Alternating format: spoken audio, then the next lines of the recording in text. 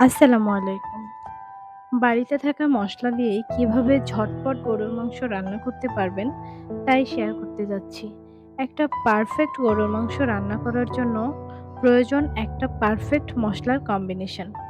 চলুন আর কথা না বাড়িয়ে রান্নাটা শুরু করা যাক। কড়াইয়ে তেল গরম হওয়ার সাথে সাথেই দিয়ে দিচ্ছি ৫-৬টা শুকনো মরিচ, ৭ থেকে ৮টা গোটা এলাচ, ৩টা তেজপাতা, সামান্য দারুচিনি এবং গোটা কয়েক লবঙ্গ।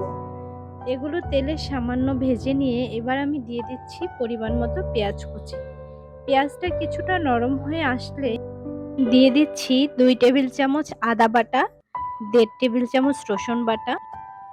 আদা রসুনের কাঁচা গন্ধ না যাওয়া পর্যন্ত মশলাটা খুব ভালোভাবে কষিয়ে নিব।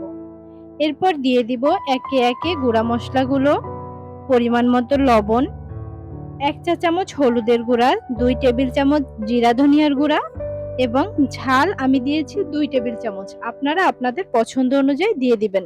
১০ থেকে ১২ মিনিট এভাবে কষানোর পরে যখন দেখবেন মশলা থেকে তেল আলাদা হয়ে গেছে, তখন মশলার মধ্যে মাংসটা এড করব। এরপর মাংসটা কষানো শুরু করব। আমি রসুন ইউজ করব, তাই রসুনগুলো দিয়ে দিলাম। আমাকে এই মাংসটা কষাতে খুব একটা পানি ইউজ করতে হয়নি, কারণ এই মাংসটা থেকে অনেক পানি গলেছিল। চুলার আঁচ মিডিয়াম ও হাই হিটের মাঝামাঝি রেখে মাংসটা ২০ থেকে ২৫ মিনিট কষাতে হবে।